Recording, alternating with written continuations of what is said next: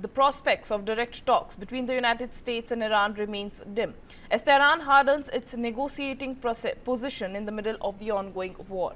According to multiple senior sources in Tehran, Iran is now preparing to seek major concessions from Washington before it even agrees to enter serious negotiations. These demands include guarantees against any future US or Israeli military attacks, compensation for war damage, and even formal control of the Strait of Hormuz, one of the world's most critical energy choke points. The Strait of Hormuz handles nearly one-fifth of the global oil and LNG traffic, making it a powerful strategic lever in this conflict. Sources also say that Iran has drawn a clear red line on its ballistic missile program, refusing to discuss any limitations despite expected US demands for curbs on both missile and nuclear capabilities. Inside Iran, the balance of power is also shifting. The Islamic Revolutionary Guard Corps is now playing a much stronger role in decision-making, significantly reducing the government's room for flexibility at the negotiating table.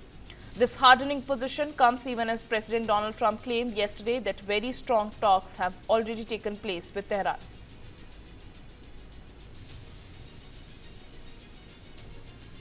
We want to make a deal, and we are very willing to make a deal. It's got to be a good deal, and it's got to be no more wars, no more nuclear weapons.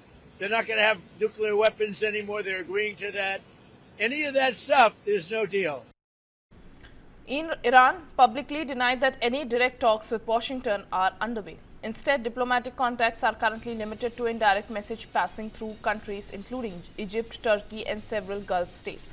If such talks do happen, Iran is expected to send Parliament Speaker Mohammad Bagher Ghalibaf and Foreign Minister Abbas Araghchi, though final decisions will still rest with the Revolutionary Guards. Israeli officials, however, believe that the chances of any breakthrough remain low. They say that Iran is unlikely to accept US demands to scale back its missile and nuclear programs, which Tehran considers essential for its security after recent strikes. Trust between the two sides has also collapsed after Iran was attacked while talks were underway last year as well, and again during this current round of diplomatic contacts before the 28th February war escalated.